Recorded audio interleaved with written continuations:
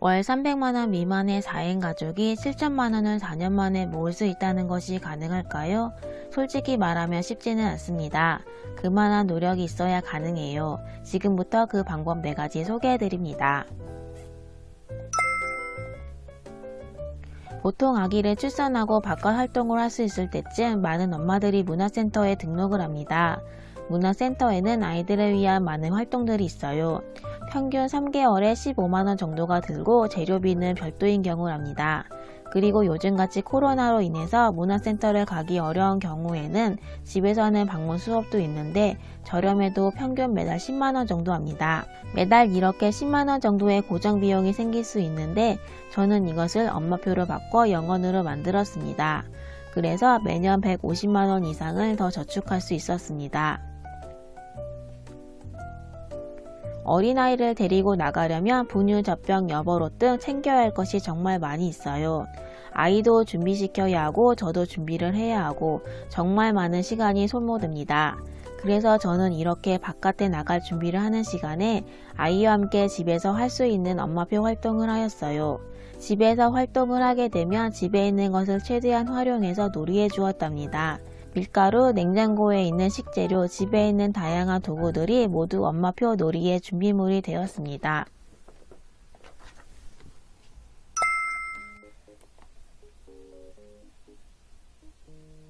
엄마표로 하기 힘든 분들도 있어요. 차라리 아이를 준비시키고 조금 더 전문적인 선생님에게 아이가 조금이라도 더 배웠으면 하는 마음도 있을 거예요.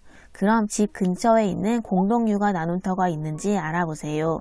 대부분의 수업이 무료라는 것, 연령대별로 다양한 수업이 준비되어 있기 때문에 아이의 연령에 맞춰서 수업을 선택하면 된답니다.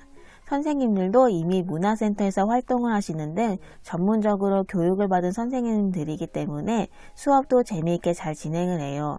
이런 수업을 무료로 이용할 수 있고 그 외에 방학에는 공연도 무료로 진행을 하기 때문에 집 근처에 있다면 꼭 이용해 보세요. 아무래도 저도 엄마이기 때문에 아이의 교육에 손을 놓을 수는 없는 것 같아요.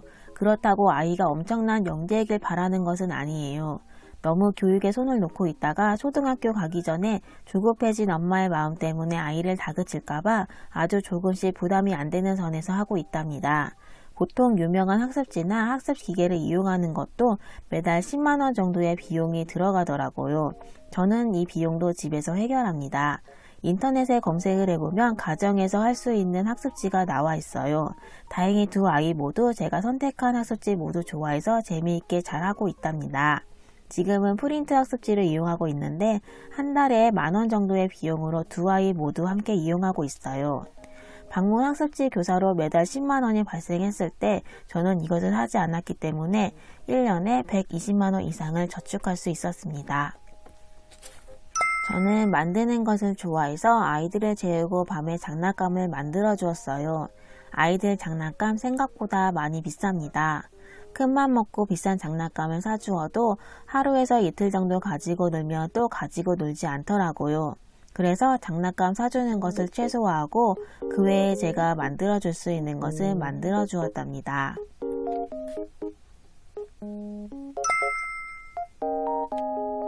집 근처에 있는 도담도담 월드를 이용해보세요. 연간 회원비 10,000원 정도만 내면 모든 장난감을 1년 동안 무료로 이용할 수 있어요. 그리고 요즘은 택배 서비스도 가능하기 때문에 더 편하게 이용할 수 있답니다. 다른 아이들이 이것을 배우고 저것을 배우는 것을 봅니다. 내 아이에게 교육을 시키지 않으면 너무 뒤처진 것은 아닌가 고민을 합니다. 남들이 다 하니까 하는 것이 아니라 내 기준을 가지고 아이를 키워야 합니다. 엄마의 마음은 모두 비슷할 거예요. 그때 가장 중요한 것은 엄마의 중심입니다. 내 아이가 정말 무엇을 좋아하는지 알고 그것을 배우게 하는 것과 싫어하는데도 배우게 하는 것은 다르니까요. 아기들이 태어나면 장난감부터 시작입니다. 국민 땡땡이라는 이름으로 수많은 장난감이 있어요. 국민이라는 이름이 붙었기 때문에 안 하면 큰일 날 것 같은 느낌도 듭니다. 하지만 우리 아이에게 꼭 필요한 것인지 생각해 볼 필요가 있어요. 남이 샀으니 우리 아이도 해줘야 하나가 아니라 지금 우리 아이에게 이것이 꼭 필요한가라는 생각을 가지면 좋을 것 같습니다.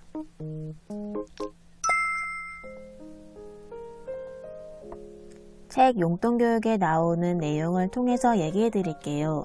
어렸을 때부터 모든 것을 부족함 없이 자란 아이는 문제가 생겼을 때 주어진 상황을 극복하기보다는 그 상황을 원망합니다.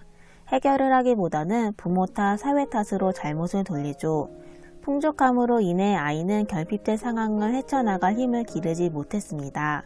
아이가 결핍된 상황에서 부모가 미안한 마음을 많이 가지죠. 이것도 사주고 싶고 저것도 사주고 싶은데 그것을 사주지 못했을 때 저 역시 아이에게 좀 미안한 마음을 가지고 있었어요. 하지만 이 책을 읽고 그 미안한 감정을 내려놓아도 될 것 같더라고요. 이 책에서는 부모의 미안함이라는 감정이 아이를 나약하게 만들기 때문에 경계해야 한다고 이야기합니다. 아이들은 생각보다 강한 존재라고요. 그리고 그 경험들이 쌓여 돈과 시간이라는 한정된 자원을 현명하게 사용하는 힘을 기를 수 있을 것이라고 이야기합니다. 배우는 것을 게을리 하지 않고 도전을 할 수 있는 정신, 어제보다 나은 사람이 되려고 노력하는 태도, 아이에게 물려줄 수 있는 최고의 유산입니다. 아이를 키우는 부모의 입장에서 이야기를 해보았는데요.